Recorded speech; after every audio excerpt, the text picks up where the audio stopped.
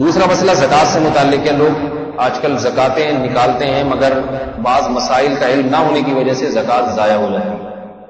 یہ بات یاد رکھیں، جس کے پاس سونا ہے، سونا، اسے زکوٰۃ دینا جائز نہیں ہے. آج کل 1 تولہ سونا بھی اگر کسی کے پاس ہو تو 1 تولہ سونا بھی اتنی مالیت کا ہے کہ وہ 52.5 تولہ چاندی کے برابر ہو جاتا ہے. اور 52.5 تولہ چاندی یا اس کی مالیت کسی کے پاس ہوگی تو زکوٰۃ نہیں لے سکتا وہ آدمی. اس کی تحقیق کیا کریں کہ جس کو زکوٰۃ دے رہے ہیں اس کے پاس سونا تو نہیں. کل بھی میرے پاس ایک صاحب آئے کہ وہ فلاں بیمار ہے، بہت سخت ضرورت ہے، بیچارے کے بعد تھوڑا سا سونا ہے، تو میں اگر زکوٰۃ دے دوں تو میں نے کہا تھوڑا سا سونا ہے تو اس سے کہو وہ بیچے. پہلے اپنی چیز بیچ کے اپنے علاج پہ خرچ کرو، اس کے بعد پھر دوسرے آپ کی مدد کریں. اپنا سونا نکال کے رکھا ہوا وہ آڑے وقت میں کام آئے گا.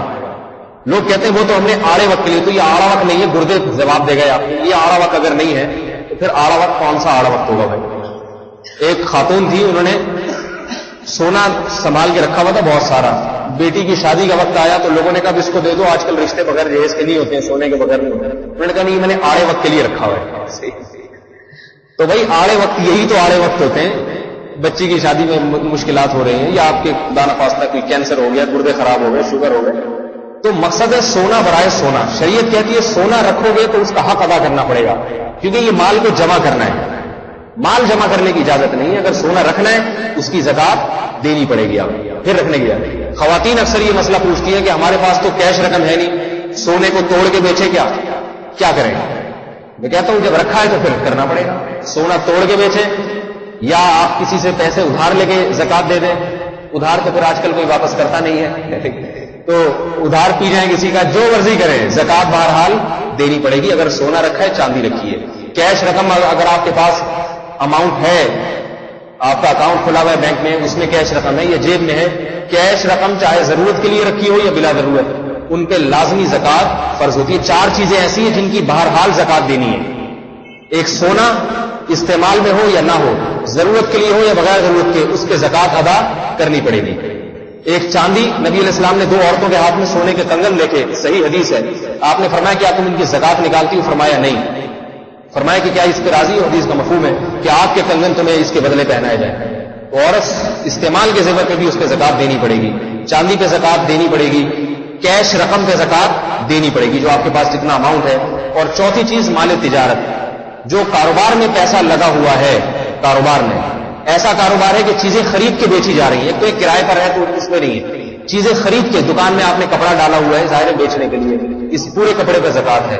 پرچون کی دکان ہے، جتنا مال پڑا ہے، آٹا دال گھی سب بیچنے کے لیے، ان تمام پہ زکوٰۃ دینی پڑے گی.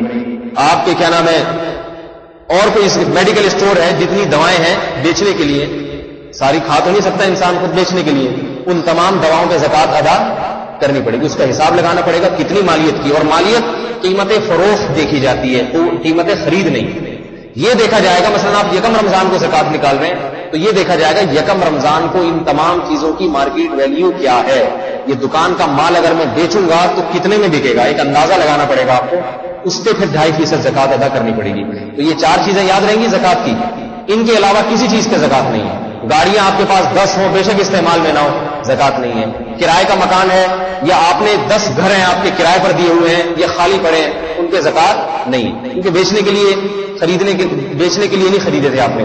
تو ہر وہ دکان کا مال یا آپ کا گاڑیوں کا کاروبار ہے، آپ گاڑیاں خریدتے اس نیت سے کہ میں ان کو بیچ دوں گا مہنگے داموں، ان گاڑیوں پہ زکوٰۃ دینی پڑے گی. آپ پلاٹ اس نیت سے خریدتے ہیں کہ میں پلاٹ جب مہنگا ہوگا بیچ دوں گا، رہنے کے لیے نہیں تھا، خریدتے وقت یہ نیت تھی تو بھی آپ کو زکوٰۃ دینی پڑے گی. البتہ خریدتے وقت اگر نیت نہیں تھی، آپ نے گھر خریدا، پلاٹ خریدا رہنے کے لیے، بعد میں کہا چلو بیچ دو، اس پہ زکوٰۃ نہیں ہے.